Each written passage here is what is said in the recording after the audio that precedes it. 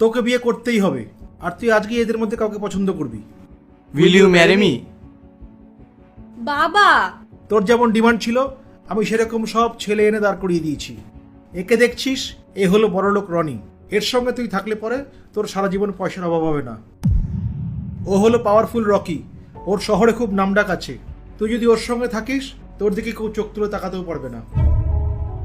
আর ও হলো রোহান, খুব সহজ সরল, বাস সহজ সরল। তোকে দেওয়ার মতন ওর কাছে কিচ্ছু নেই। ওর না আছে টাকা পয়সা, না আছে বাড়ি গাড়ি, এমনকি গোল্ডেন রিংও অবধি নেই।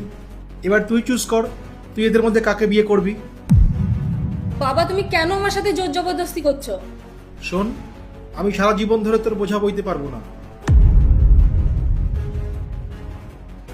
Will you marry me? আমার কাছে এত টাকা পয়সা আছে যে আমি তোমাকে কোনোদিনও কোনো কিছুর কম হতে দেবো না।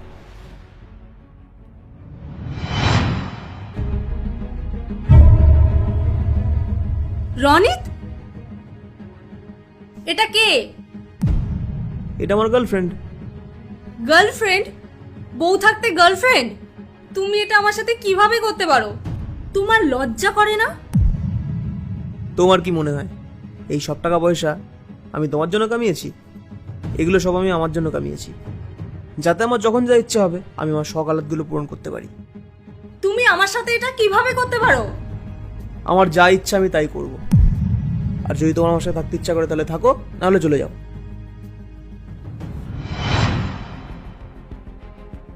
না না, তুমি আমাকে রিজেক্ট করছো? হ্যাঁ করছি। পস্তাতে হবে।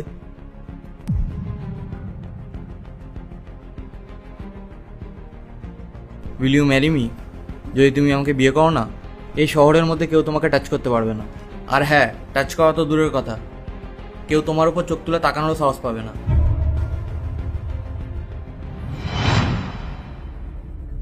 কি হলো, খাওয়া রেডি হয়নি?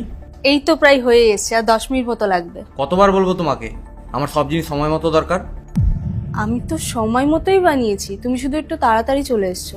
আমি তাড়াতাড়ি চলে এসেছি, আমার মুখে মুখে কথা বলছো তুমি। গোটা শহরে না কেউ আমার মুখের ওপর কথা বলে না, আর তুমি আমার সঙ্গে তর্ক করছো। আরে আমি এমন কি বললাম? না, তুমি আমাকে রিজেক্ট করলে, মনে হয় তোমার কাছে তোমার জীবনের কোনো গুরুত্ব নেই। যে আমাকে এখনই হুমকি দিচ্ছে সে বিয়ের পর কি করবে? মাথায় রেখো তুমি। পার্ট 2 দেখতে সাবস্ক্রাইব করো ভেলকু 78M।